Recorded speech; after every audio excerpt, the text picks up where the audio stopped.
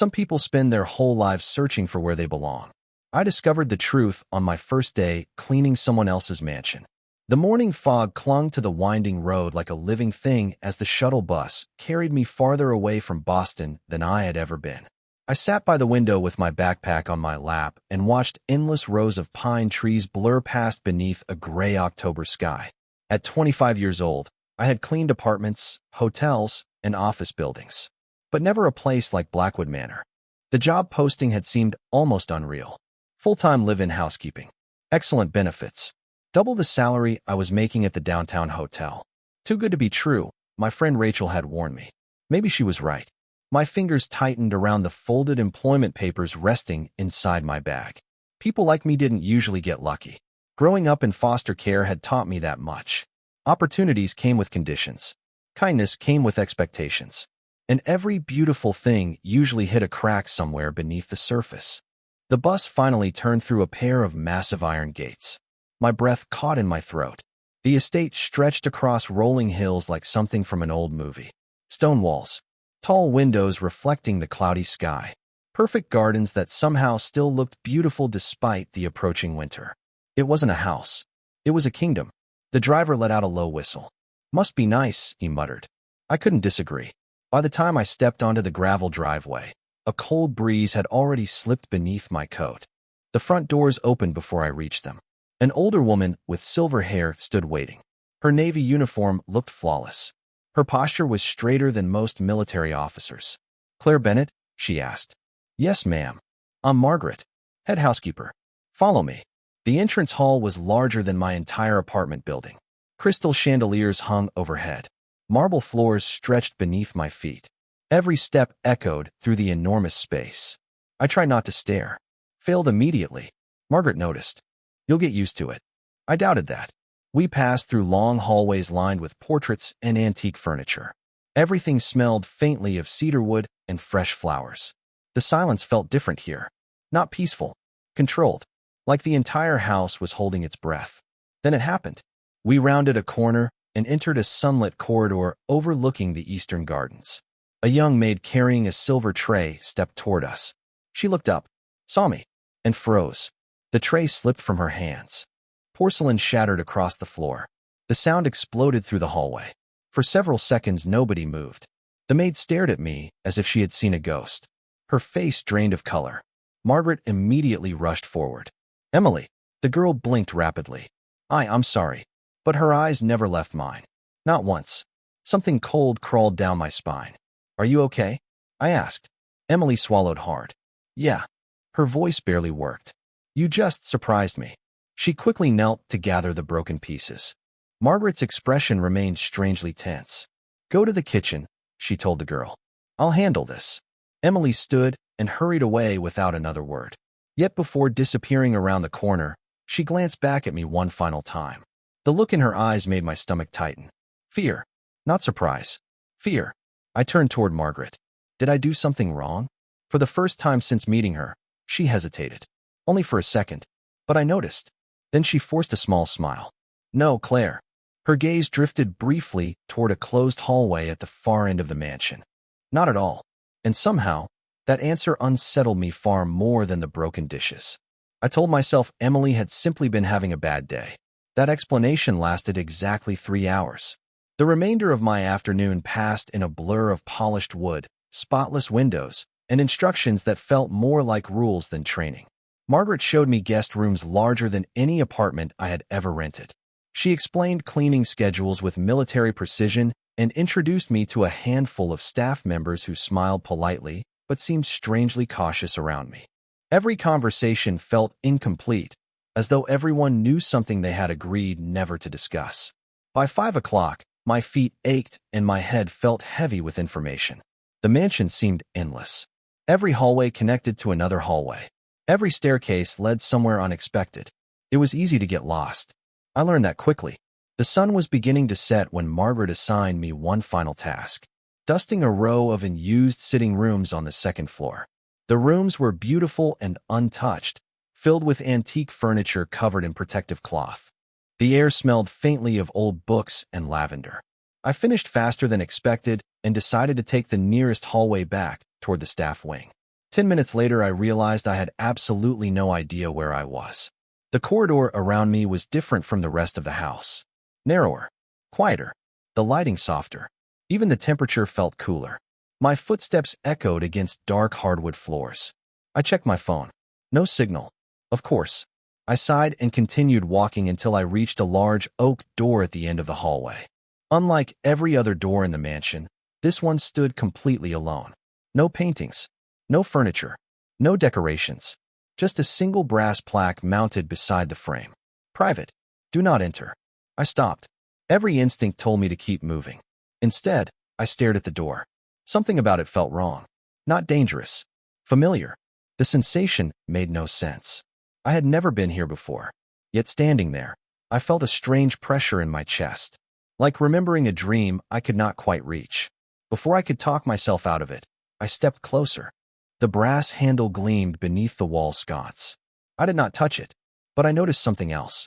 A faint line of light beneath the door. Someone was inside. My heart skipped.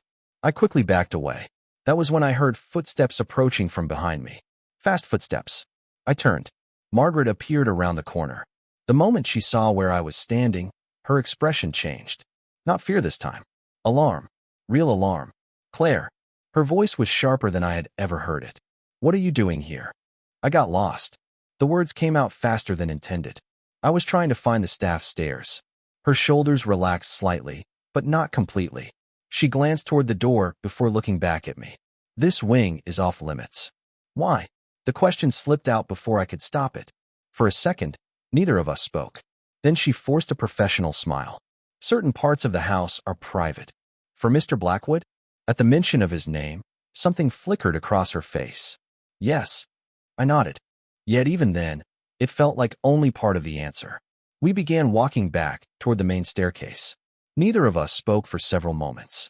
Then, just before we reached the brighter part of the mansion, Margaret quietly said something that made my stomach tighten. If you value this job, Claire, do not come back to this hallway.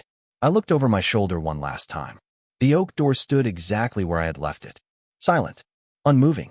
But as we disappeared around the corner, I could have sworn I felt someone watching from the other side. Sleep should have come easily after a 10-hour shift, but my mind refused to cooperate. I lay awake in my small room beneath the eaves of the mansion, listening to rain tap softly against the window. Every time I closed my eyes, I saw the oak door at the end of the forbidden hallway. I heard Margaret's warning. I remembered the strange feeling that had settled over me the moment I stood in front of it. Around midnight, I finally gave up on sleep and sat beside the window with a cup of tea from the staff kitchen. The estate stretched into darkness beyond the glass. Most of the mansion had gone silent hours ago. Only a few lights remained visible in distant wings of the enormous house. One of them caught my attention immediately. A single illuminated window on the third floor. The same isolated section connected to the private hallway. Someone was awake. The realization should not have mattered. Yet I found myself staring at that distant light long after my tea had gone cold.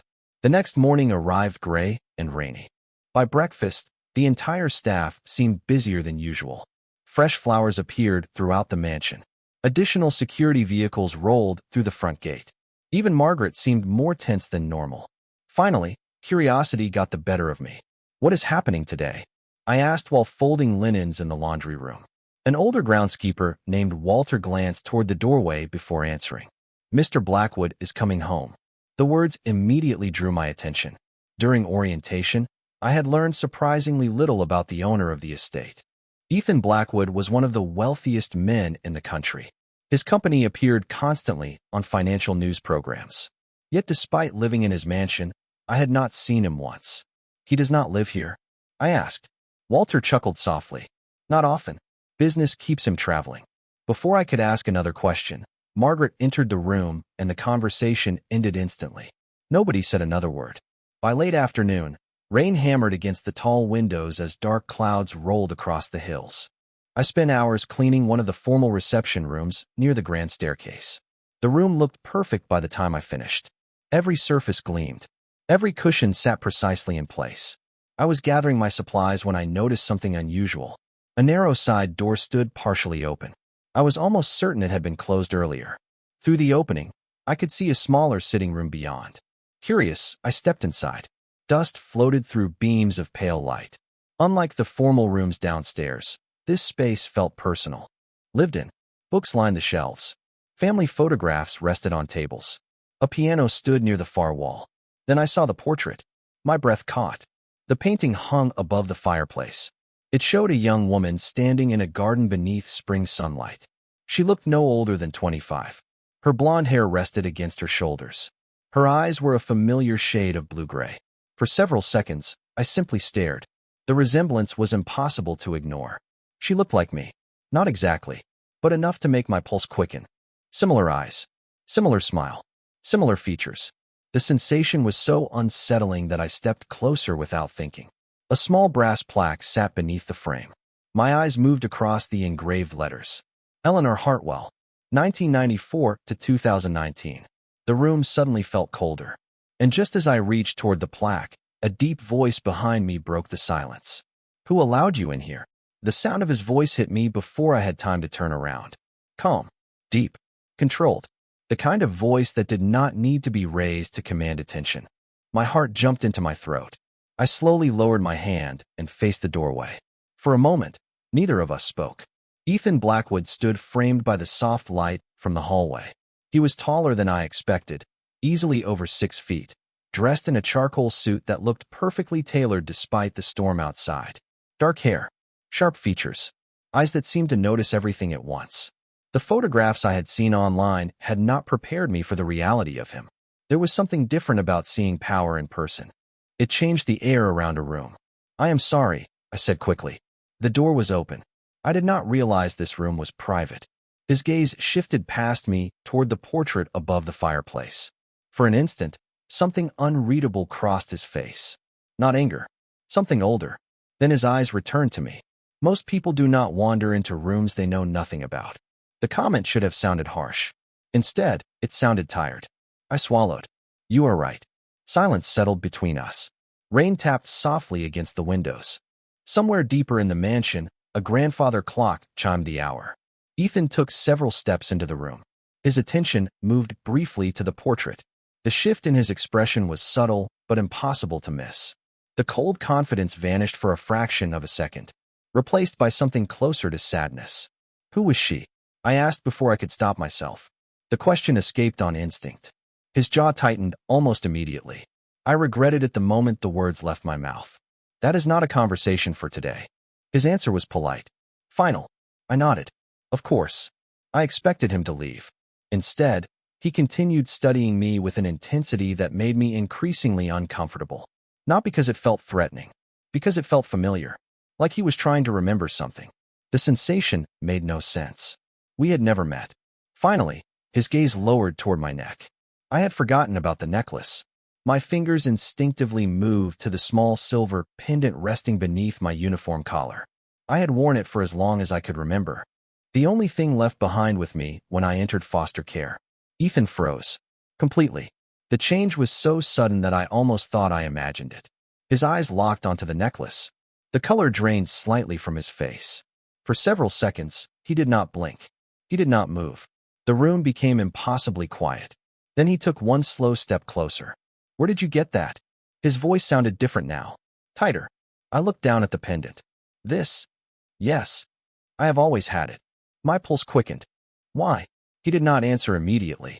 His attention remained fixed on the necklace. The silver charm was small and simple. A tiny compass enclosed within a circle, worn smooth from years of use. Nothing special. At least that was what I had always believed. Ethan's eyes lifted back to mine. Who gave it to you? I do not know. The answer felt inadequate. It was with me when I entered the foster system. The social workers never found any relatives.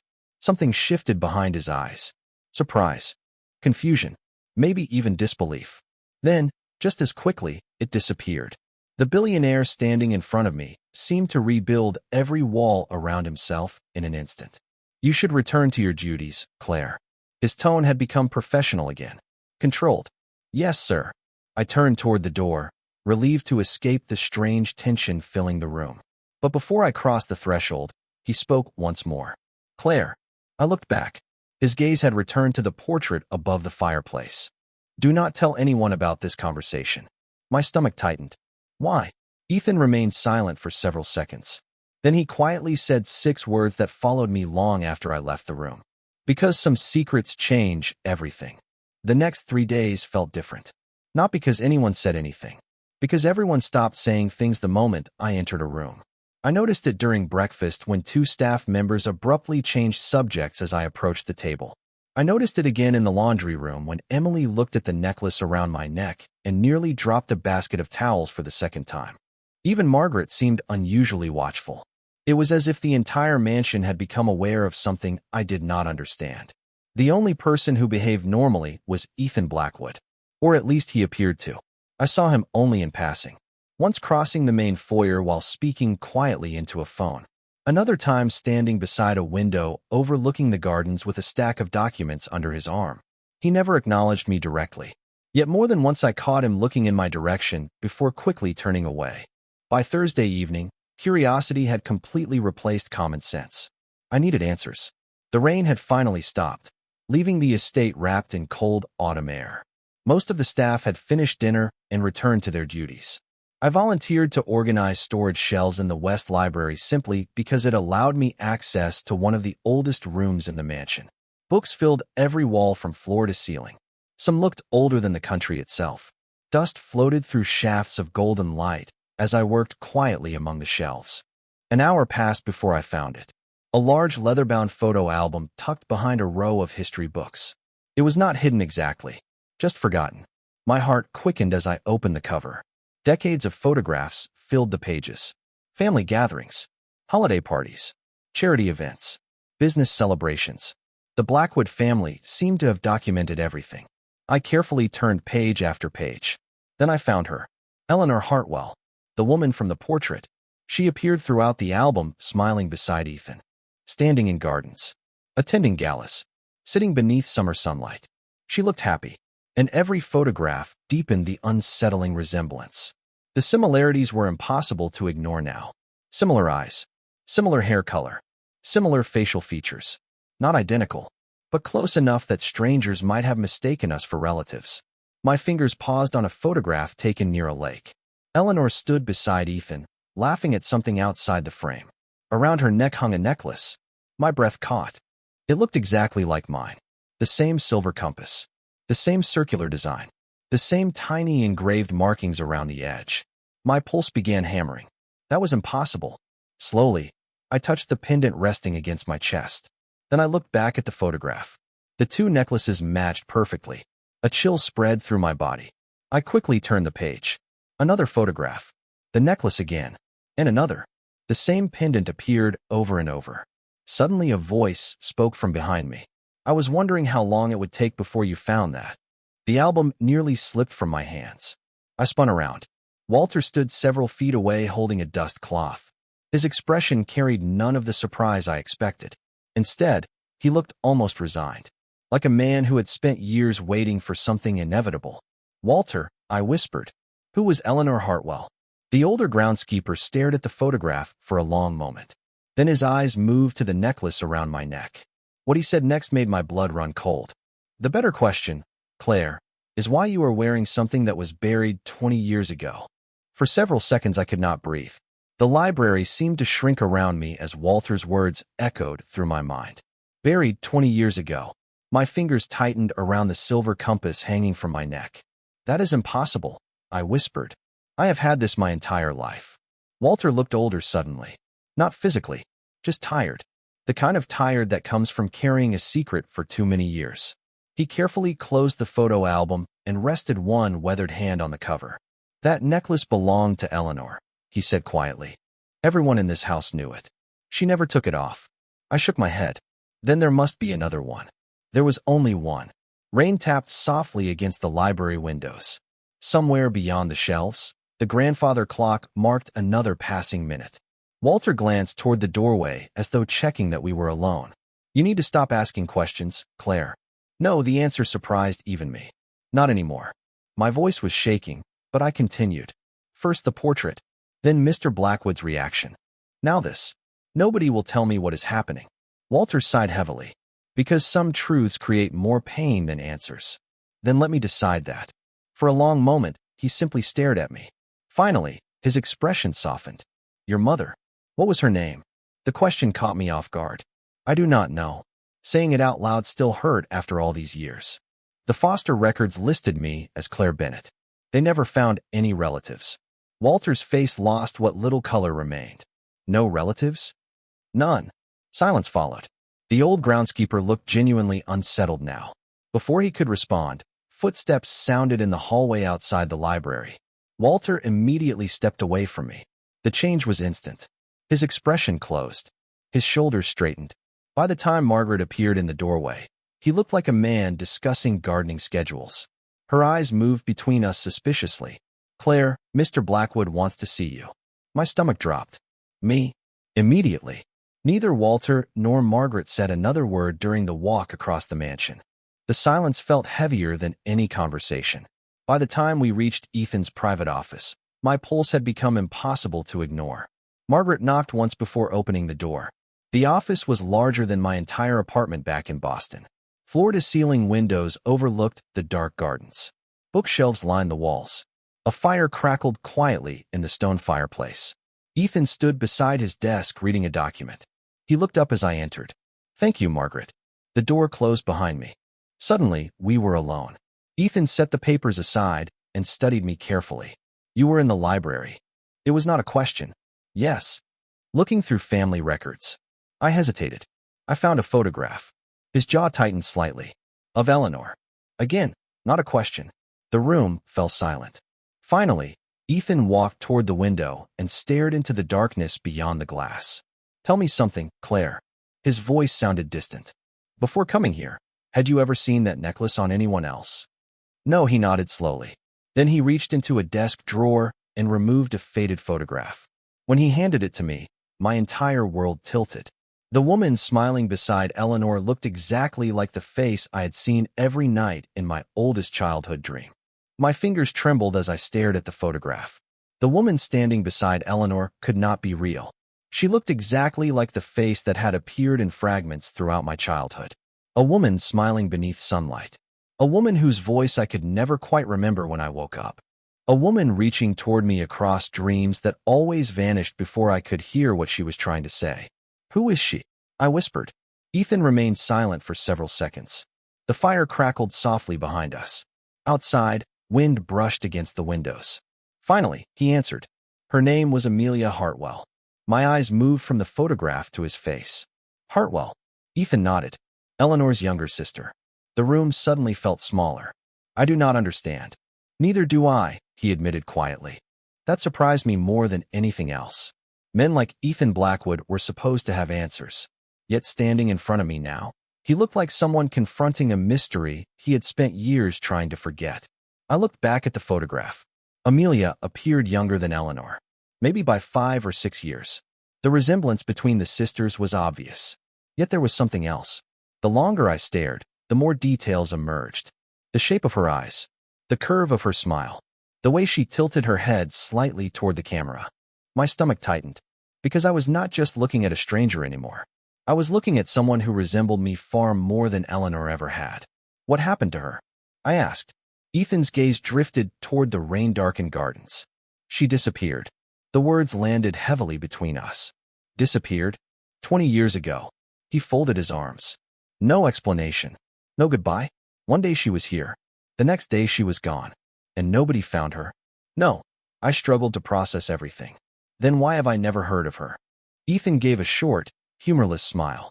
Because powerful families are very good at keeping painful stories private. Silence settled over the office. My mind raced through 1,000 possibilities. Foster care. Unknown relatives. The necklace. The photograph. Amelia Hartwell. None of it made sense. Yet somehow every piece seemed connected. Then another thought struck me. Did she have children? Ethan looked directly at me.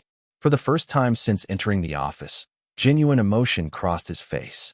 That, he said quietly, is the question that has kept me awake for years. My pulse quickened. You think she might be related to me? I think too many impossible things have happened since you arrived. Before I could respond, a sharp knock interrupted us. The office door opened and Margaret stepped inside. She looked unusually pale. Mr. Blackwood. Ethan immediately noticed her expression. What is it? Margaret hesitated. Her eyes briefly flickered toward me. A visitor has arrived. Ethan frowned. At this hour? Yes. Another pause followed. He says he knew Amelia Hartwell.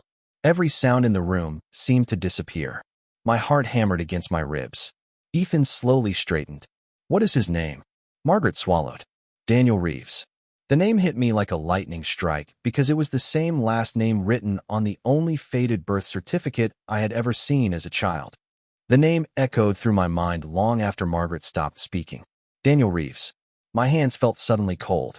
The faded birth certificate I had carried through foster homes and social worker offices had listed only two names. Mine and Reeves. No first name. No explanation. Just a surname that had never led anywhere. Ethan looked at me immediately. He saw the reaction on my face. You know that name. It was not a question. I nodded slowly. I have seen it before. The room fell silent. Margaret looked confused. Ethan's expression hardened with focus. Bring him in. He requested a private meeting, Margaret replied. He specifically asked to speak with Claire. My pulse doubled. Me? Margaret nodded. He said she would recognize something he brought with him. Ethan stared toward the office door for several seconds. I could almost see him weighing possibilities. Finally, he looked at me. You do not have to do this. The concern in his voice caught me off guard. I know. I swallowed. But I need answers. 20 minutes later, I sat in a small sitting room overlooking the eastern gardens. Rain streaked across the tall windows. A fire burned quietly in the hearth.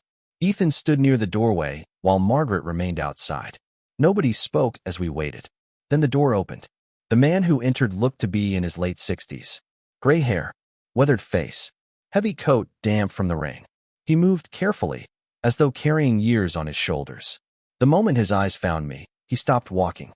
Emotion flooded his expression so quickly that it startled me. Not surprise. Recognition. My stomach tightened. Claire, he whispered. Hearing my name from a complete stranger should have felt wrong. Somehow it did not. The older man reached into his coat pocket with trembling fingers. Ethan immediately straightened, watching closely. The man removed a photograph and carefully placed it on the table between us. I looked down. The air left my lungs. The photograph showed a young woman standing beside a lake beneath summer sunlight. I recognized her instantly. Amelia Hartwell. But that was not what shocked me. She was holding a baby. A baby wrapped in a yellow blanket with a tiny silver compass hanging above the crib. My necklace. The room spun slightly. Where did you get this? I asked. Daniel Reeves lowered himself into a chair.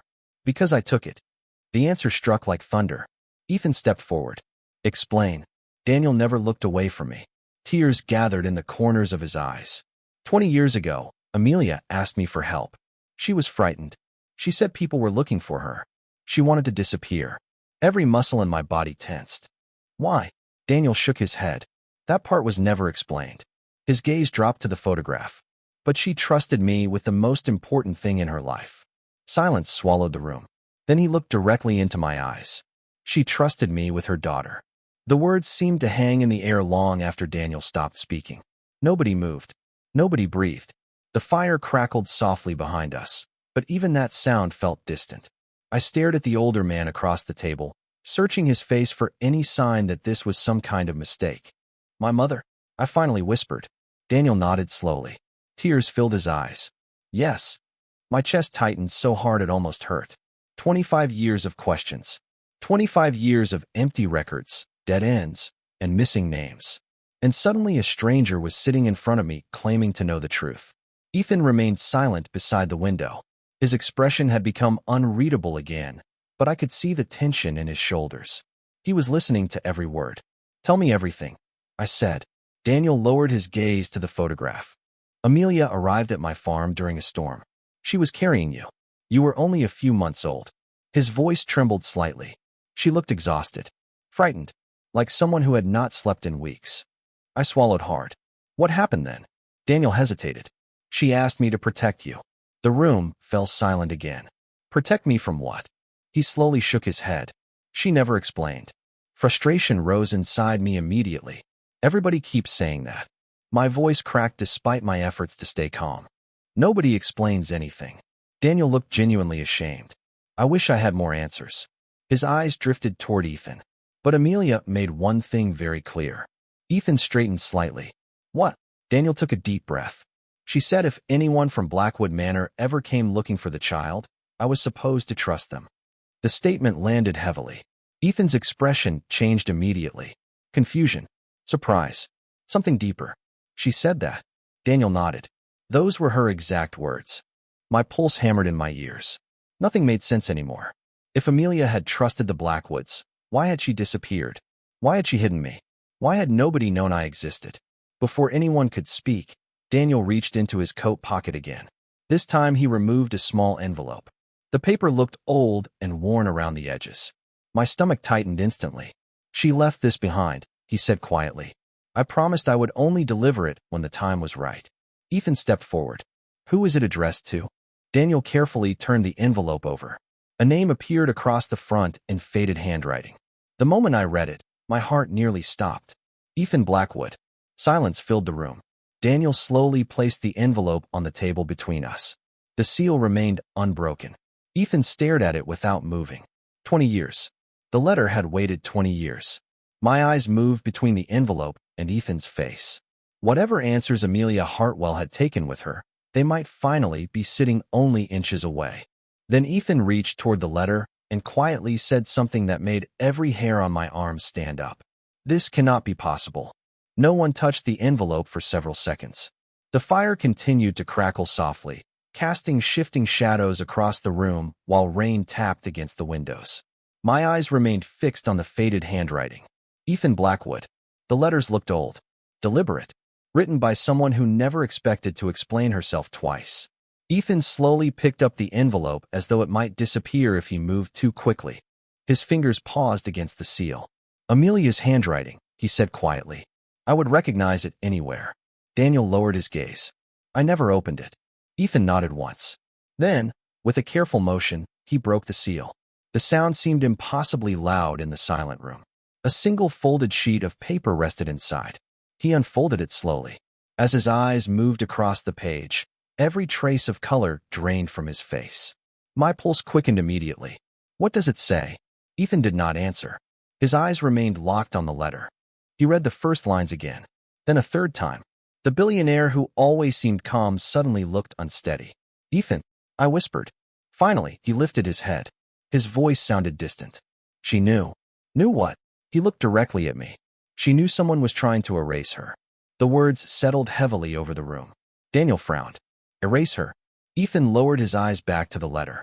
Amelia wrote that she discovered documents hidden inside family records. He swallowed. Documents proving that certain people wanted her inheritance removed from official records. Confusion twisted inside me. Why would anyone do that? Ethan continued reading.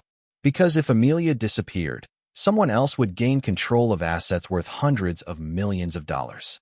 The room fell silent. Suddenly, this was no longer simply a story about a missing woman. It was something far larger. Ethan continued.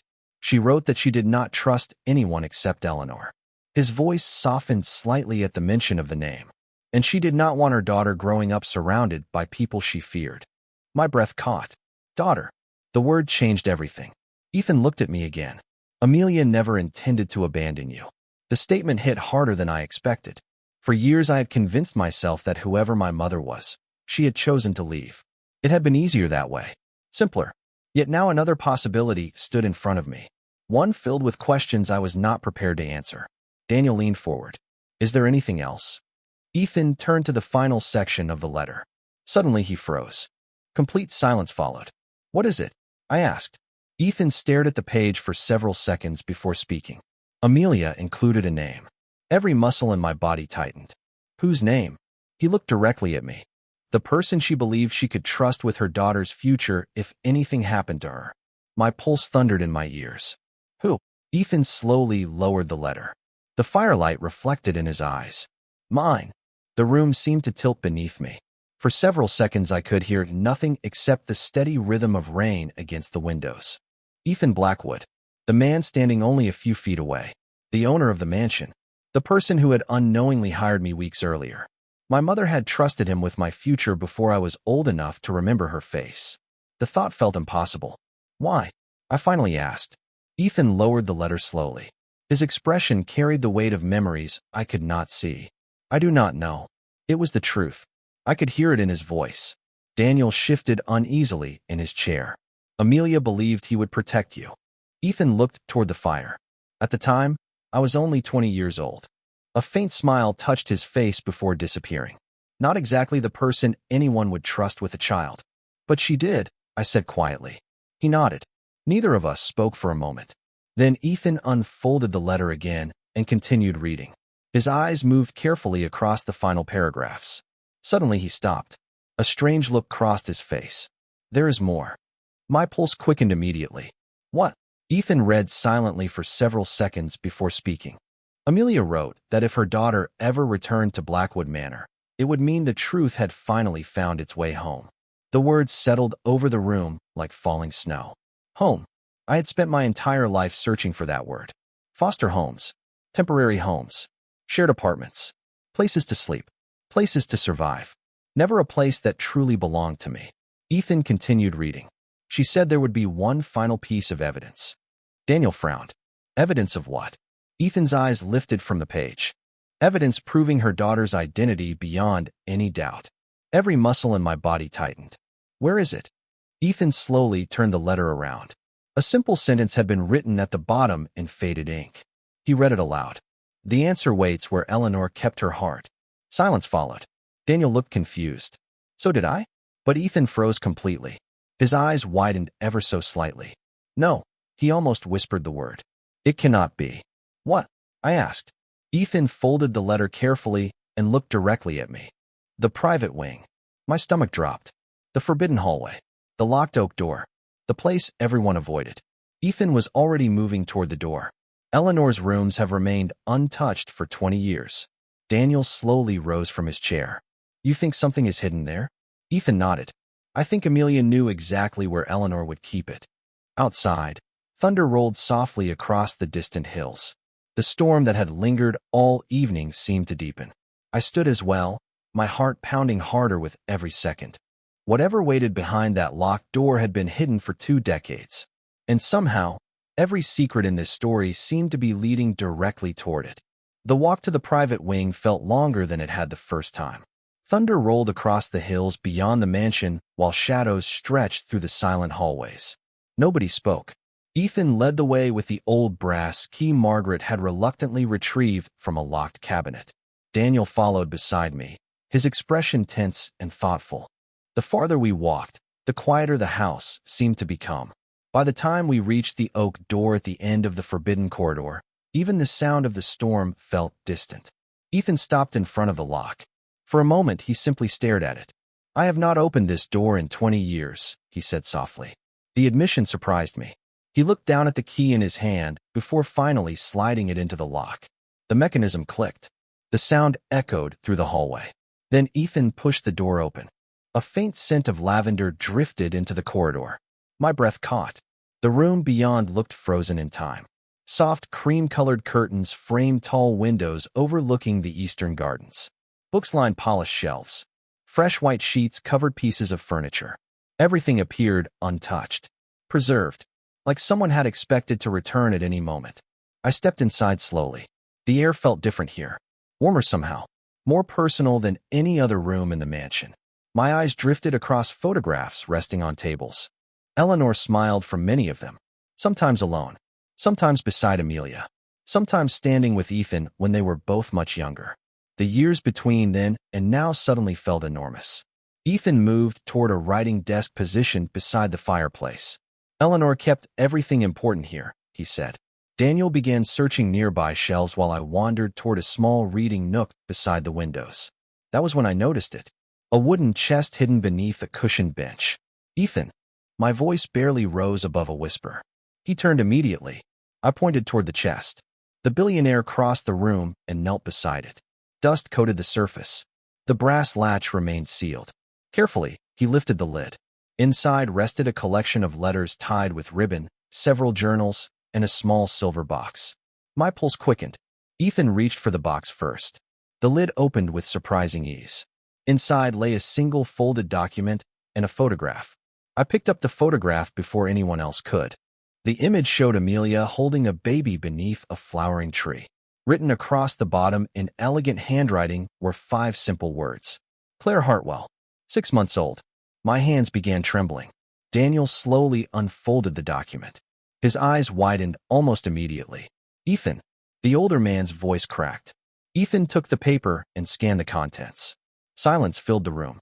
Then he looked directly at me. Emotion filled his eyes in a way I had never seen before.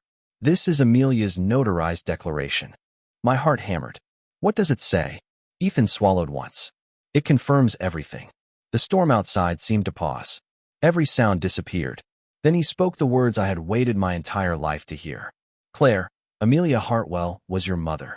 For a long moment, nobody spoke. The words hung in the air while the storm slowly faded beyond the windows. Amelia Hartwell was your mother. I had imagined hearing those words countless times throughout my life. From a social worker. From a relative. From a stranger carrying answers. Yet standing inside Eleanor's preserved room, surrounded by 20 years of silence, the truth felt quieter than I expected. Not dramatic. Not overwhelming. Just real. My eyes drifted toward the photograph still resting in my hands. Amelia smiled down at the baby she carried. At me. For the first time, she was no longer a mystery. She was a person. A mother who had loved her child enough to leave behind clues, letters, and a path home. Tears blurred my vision. I did not try to stop them. Daniel placed a gentle hand on my shoulder. She never forgot you, he said softly. Not for a single day. I nodded, unable to speak. Across the room, Ethan carefully returned the declaration to the silver box. The firelight reflected across the polished surface. He seemed lost in thought. Finally, he looked at me. There is something else. My heart tightened. What? He picked up one final envelope from inside the chest. Smaller than the others. My name was written across the front. Claire. Nothing else. Just Claire. My hands trembled as I opened it. A single handwritten page rested inside. The ink had faded slightly with age. I recognized Amelia's handwriting immediately from the other documents. I began to read. My dearest Claire, if you are reading this, then life has finally brought you where you belong. I wish I could have been there to tell you these things myself. I wish I could have watched you grow. I wish I could have heard your laugh and learned who you became. But if fate chose another path, then I need you to know one truth above all others. You were never abandoned. You were loved before your first breath and every day after. The tears came faster now. The room disappeared around me. There was only her voice, her words, her love reaching across decades. I continued reading. Home is not a building. It is not a name or an inheritance.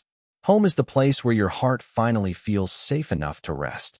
If you have found that place, hold on to it. If you have not, keep walking. The people meant for you will find you. When I finally lowered the letter, silence filled the room. But it was a different silence now. Not empty. Peaceful. Ethan stepped closer. What will you do now? He asked. I looked around the room one last time. The photographs. The journals. The history that had waited 20 years to be discovered. Then I looked toward the people standing beside me. Daniel. Ethan. The unexpected family life had placed in my path. A small smile touched my face. I said quietly, I am finally home. Outside, the clouds began to break apart. For the first time since arriving at Blackwood Manor, sunlight slipped through the windows and filled the room. And in that moment, I understood something my mother had known all along. Some secrets exist to hide the truth. Others exist to guide us back to it.